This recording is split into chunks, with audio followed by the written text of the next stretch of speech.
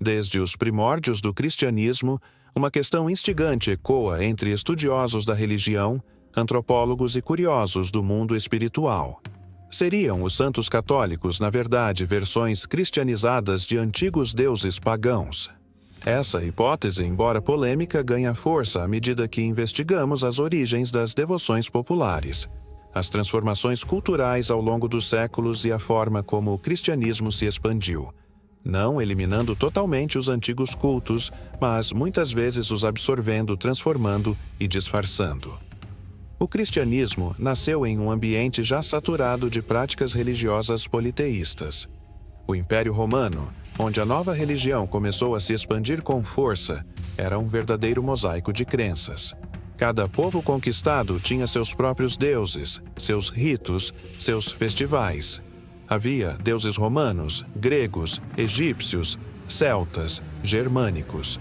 Era impossível apagar tudo isso de uma só vez. Assim, em vez de lutar frontalmente contra essas tradições, muitos líderes cristãos adotaram uma estratégia mais eficaz: o sincretismo religioso, a substituição simbólica. Com o tempo, muitos deuses passaram a ser apresentados ao povo sob novas roupagens, a de mártires e santos. Esses novos personagens do cristianismo assumiam atributos, funções e até mesmo datas festivas que antes pertenciam às antigas divindades. O objetivo era claro: facilitar a transição espiritual da população, tornar o cristianismo mais familiar, mais próximo do que já se conhecia e venerava. Vejamos alguns exemplos. Um dos casos mais simbólicos é o de São Jorge, o guerreiro que mata o dragão. A imagem de um herói combatendo uma criatura monstruosa remete a figuras mitológicas como Perseu, da mitologia grega, que resgata Andrômeda de um monstro marinho. Ou até mesmo a Marduk, deus babilônico que derrota Tiamat, o dragão do caos. A simbologia é a mesma: a vitória da ordem sobre o caos, do bem sobre o mal. São Jorge, portanto, se encaixa perfeitamente no papel que antes era reservado a heróis e deuses guerreiros das antigas religiões. Outro exemplo fascinante é o de Santa Brígida da Irlanda. Antes de se tornar santa, Brigid já era uma poderosa deusa celta, ligada à fertilidade, poesia, cura e fogo sagrado. Quando o cristianismo chegou à Irlanda, o culto à deusa era tão forte que foi praticamente impossível apagá-lo. Assim, Brigid foi canonizada, transformando-se em uma santa cristã com praticamente os mesmos atributos e até o mesmo nome. O caso de São Nicolau, mais conhecido como Papai Noel, também traz conexões interessantes. A figura moderna de Santa Claus, que voa pelo céu trazendo presentes, lembra fortemente o deus germânico Odin, que cavalgava pelos céus em seu cavalo de 8 patas durante o festival de Yule, levando presentes e punições. A barba longa, as vestes volumosas, a ligação com o inverno e a sabedoria ancestral são traços comuns às duas figuras. Talvez o caso mais simbólico e debatido seja o da Virgem Maria, especialmente em sua iconografia com o menino Jesus nos braços. A imagem é quase idêntica à da deusa egípcia Ísis com o pequeno Horus no colo. Ísis era cultuada como a Mãe Divina, a Protetora, a Rainha do Céu. Títulos que mais tarde foram atribuídos a Maria. Os paralelos iconográficos e simbólicos são profundos e sugerem uma continuidade espiritual mais do que uma ruptura. Mas não são apenas os personagens que foram adaptados. As festas e celebrações religiosas cristãs também incorporaram datas e rituais pagãos. O Natal, por exemplo, é celebrado no dia 25 de dezembro, data que coincide com o Festival do Sol Invicto. Sol Invictus. Festividade romana dedicada ao deus solar Mitra e também ao nascimento do deus Hélio, símbolo da luz no mundo pagão. A data não tem base bíblica. Foi escolhida estrategicamente para substituir as festas solares de inverno.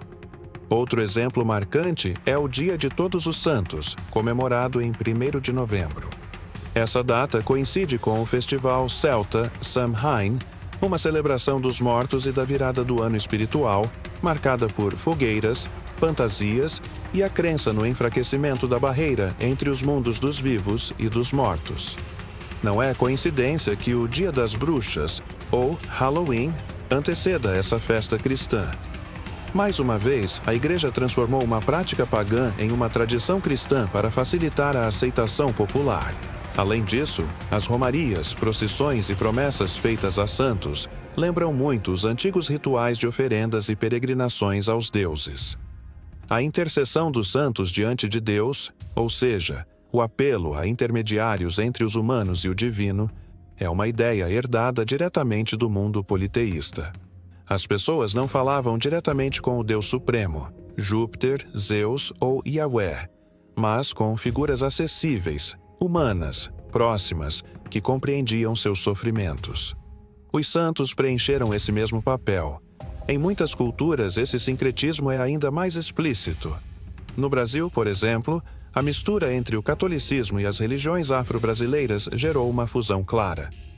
Iemanjá é sincretizada com Nossa Senhora dos Navegantes, Ogum com São Jorge, Oxóssi com São Sebastião, entre outros. Esse sincretismo não é apenas uma coincidência, mas uma necessidade cultural de preservação espiritual diante da dominação religiosa. Mas por que tudo isso acontece? Porque, ao longo da história, as figuras sagradas apenas mudam de nome, sem desaparecer de verdade? A resposta talvez esteja na psicologia humana e na natureza arquetípica do sagrado. O ser humano precisa de representações visíveis do divino, de imagens que o conectem ao transcendente. Essas figuras cumprem funções simbólicas profundas: proteção, justiça, cura, amor, sabedoria, guerra, fertilidade. São necessidades espirituais universais. E quando uma religião nova surge, ela não pode simplesmente ignorar essas necessidades. Precisa atendê-las, mesmo que disfarçadamente. Assim, deuses antigos foram rebatizados como santos. Rituais pagãos tornaram-se festas cristãs.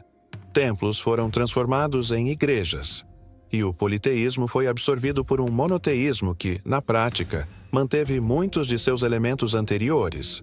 No fim das contas, a fé muda de forma, mas não de essência.